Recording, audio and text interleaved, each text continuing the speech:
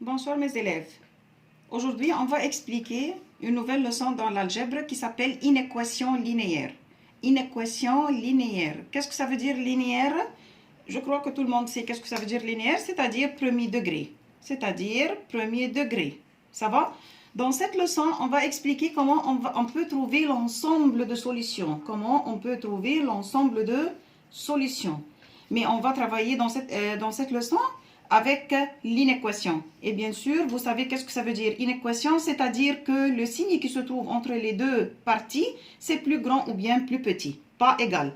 Plus grand, on peut trouver le signe plus grand ou bien plus petit et égal, mais pas égal seulement. Ça va? Comment on peut trouver l'ensemble de solutions? On va travailler comme équation. Comme vous savez comment on peut trouver l'ensemble de solutions en utilisant l'équation. On va travailler comme équation tout simplement. C'est-à-dire, pour trouver la valeur de x ici, 3x, on va commencer par le moins 9.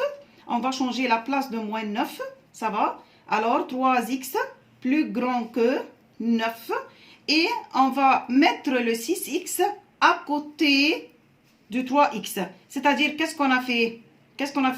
On a mis les x dans la première partie et le nombre dans la deuxième partie. Voilà, comme ça.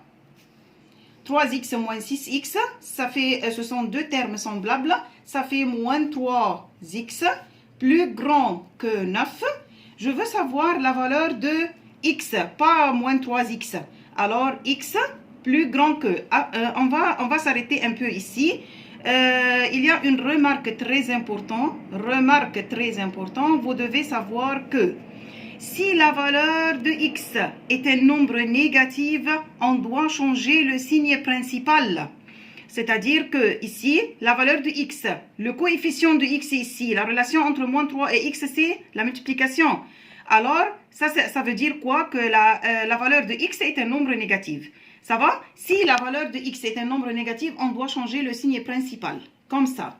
Alors, x est plus petit que 9 dans la deuxième partie.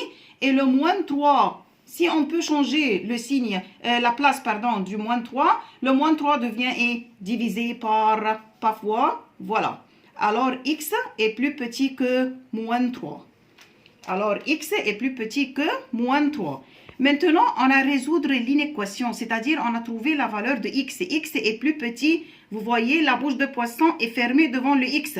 Maintenant, je sais maintenant que x, c'est-à-dire, signifie quoi? N'importe quel nombre plus petit que moins 3. Comment on peut écrire l'ensemble de solutions? Écoutez-moi très bien. Dans l'inéquation, c'est obligatoire, on doit écrire l'ensemble de solutions sous la forme de l'intervalle. Et vous savez tout le monde, qu'est-ce que ça veut dire intervalle? X est plus petit, signifie que égal n'importe quel nombre de moins 3, plus petit que moins 3. Quels sont les nombres qui sont plus petits que moins 3?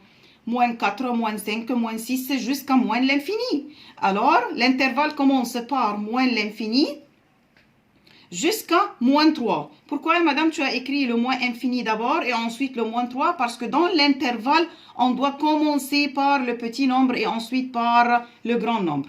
Ça va? Les crochets bas. On va mettre les crochets ouverts ou bien fermés. Plus infini, moins infini, sans réfléchir, toujours ouvert. Le moins 3, madame. Si on va trouver ici égalité, alors le moins 3 est fermé. Mais si l'égalité n'existe pas, alors le crochet va être ouvert. Ça va? Et comme ça, on a trouvé l'ensemble de solutions. Regardez exemple 2. Dans l'exemple 2, l'inéquation premier degré aussi. Mais l'inéquation ici se compose de 3 parties. Ça veut dire quoi? S'appelle double inéquation. Comment on va trouver ou bien comment on va résoudre cette inéquation en deux parties? Comment? On va prendre la première partie avec la deuxième partie une fois, comme ça. 6 plus x plus petit que 3x plus 2. Et on va le travailler comme inéquation, comme on a fait dans exemple 1. Ça va? Et on va prendre deuxième partie